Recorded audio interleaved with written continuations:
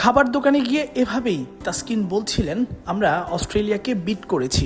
দারুণ একটা সুখস্মৃতি, বাংলাদেশের ক্রিকেটের ঐতিহাসিক এক জয়। সেই জয়ের পরের দিন তাসকিন আহমেদকে পাওয়া গেল খাবারের দোকানে। দুপুরের খাবার খেতে বেরিয়েছিলেন, সেখানেই দেখা বাংলাদেশ থেকে আসা সাংবাদিকদের সাথে। খাবার নিতে যাওয়ার আগে ডারউইনের রাস্তা দিয়ে হাঁটছিলেন নাজমুল হোসেন শান্ত এবং তানজিদ হাসান তামিম।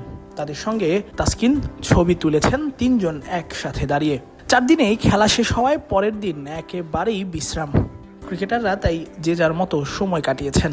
আর তখনই ডারউইনের রাস্তায় 3 ক্রিকেটারকে পাওয়া গেল একসাথে। এমন মুহূর্ত ফটো সাংবাদিক কি করে ফ্রেমবন্দি না করে পারেন? ঐতিহাসিক জয়ের সুখস্মৃতি যে এখনও তরতাজা।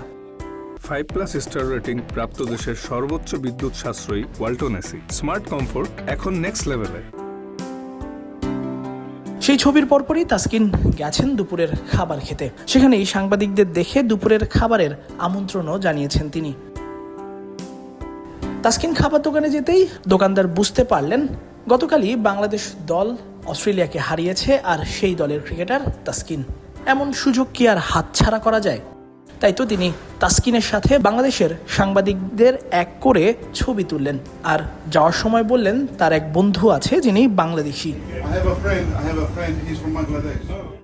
একদিন আগে খেলা শেষ হওয়ায় এভাবেই ডারউইনে বাংলাদেশি থেকে শুরু করে বিদেশি, অজি কিংবা যারাই ক্রিকেটের খোঁজ খবর রাখেন তারাই ইতিমধ্যেই জেনে গেছেন বাংলাদেশ অস্ট্রেলিয়াকে প্রথমবারের মতো টেস্টে তাদের মাঠেই হারিয়েছে। এমন জয়ের পর বাংলাদেশ দল বেশ উচ্ছ্বসিত, পেয়েছে প্রশংসা, পেয়েছে বাহবাও। তাই তো রাস্তায় কিংবা খাবার দোকানে যেখানেই বাংলাদেশের ক্রিকেটার, বাংলাদেশের সাংবাদিক কিংবা বাংলাদেশি শুনছেন, সেখানেই চলছে প্রশংসা। এটাই প্রমাণ করে অজিরা খেলার খবর রাখেন, এটাই প্রমাণ করে এই বাংলাদেশের ইতিহাস সবার কাছে পৌঁছে গেছে। দারুণ একটা মুহূর্তই যেন তাসকিন আহমেদ উপহার দিলেন। আর যখন খাবারের দোকানদার জিজ্ঞেস করলেন তোমরা তো অস্ট্রেলিয়াকে হারিয়েছ, তখন তাসকিনের এই উল্লাসটাই যেন পুরো বাংলাদেশের প্রতিচ্ছবি। হ্যাঁ, বাংলাদেশ দল অস্ট্রেলিয়াকে হারিয়েছে। মাইটি অস্ট্রেলিয়া, যে অস্ট্রেলিয়াকে কখনোই হারাতে পারেনি তাদের মাটিতেই শ্রীলঙ্কার মতো দল।